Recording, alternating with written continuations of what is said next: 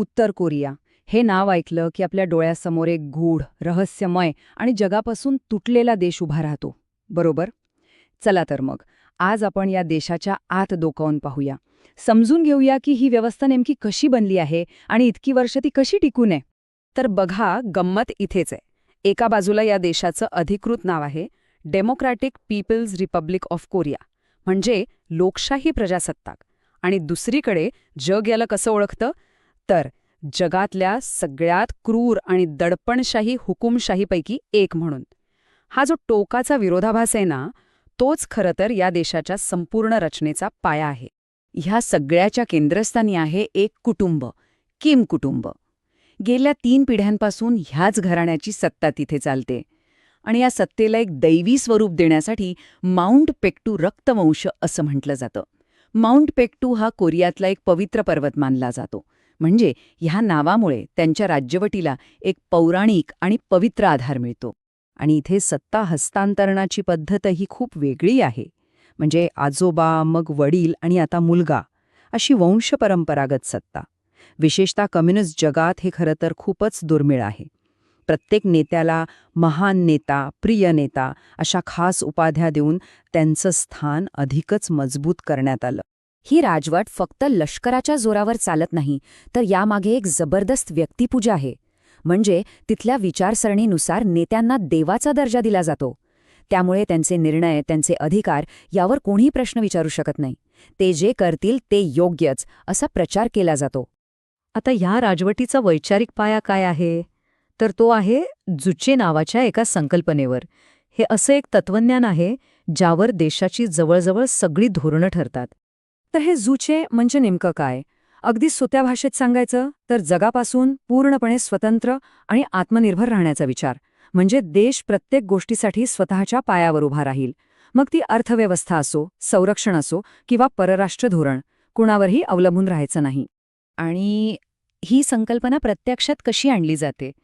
तर त्यासाठी 3 मुख्य स्तंभ आहेत: आर्थिक आत्मनिर्भरता, लष्करी आत्मनिर्भरता आणि स्वतंत्र परराष्ट्र धोरण. या तिन्ही क्षेत्रांमध्ये देशाला पूर्णपणे स्वावलंबी बनवण्याचा प्रयत्न केला जातो. याच आत्मनिर्भरतेच्या विचारातून एका दुसऱ्या महत्त्वाच्या धोरणाचा जन्म झाला. ते म्हणजे सोंगून धोरण. यानुसार देशात लष्कराला सगळ्यात पहिलं आणि सगळ्यात जास्त प्राधान्य दिलं जातं. सोंगून म्हणजे लष्कर प्रथम. याचा सरळ अर्थ असा की देशाची सगळी संसाधने, मग तो पैसा असो किंवा मनुष्यबळ, सगळ्यात आधी लष्करासाठी वापरली जातील. इथे लष्कर फक्त देशाच्या संरक्षणाचं साधन नाही, तर ते राज्याचं मुख्य इंजिन आहे.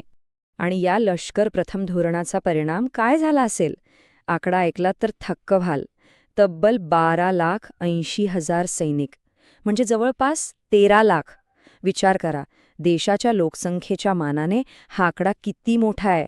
यावरूनच आपल्याला कळतं की तिथे लष्कराला किती महत्त्व दिलं जातं.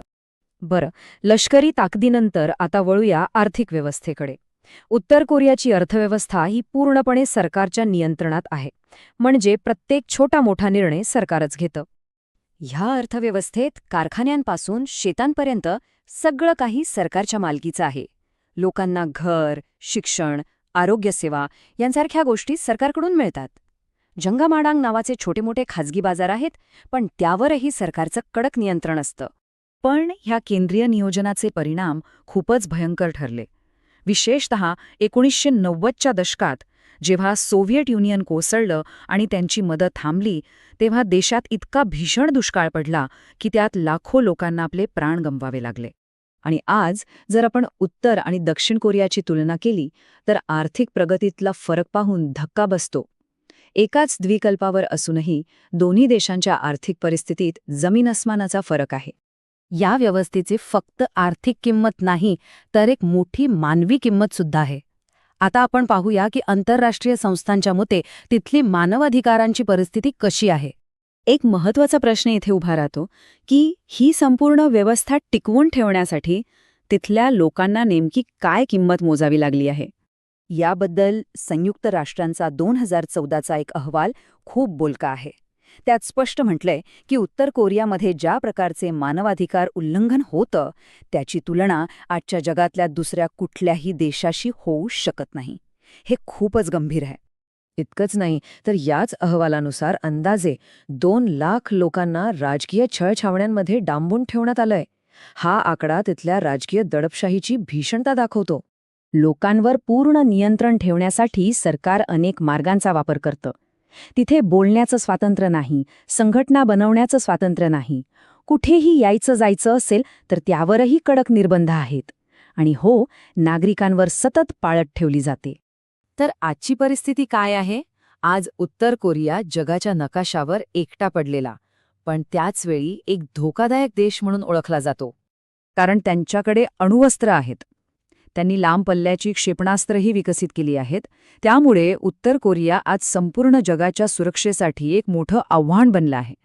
आणि म्हणूनच त्यांच्यावर अनेक आंतरराष्ट्रीय निर्बंध लादण्यात आले आहेत.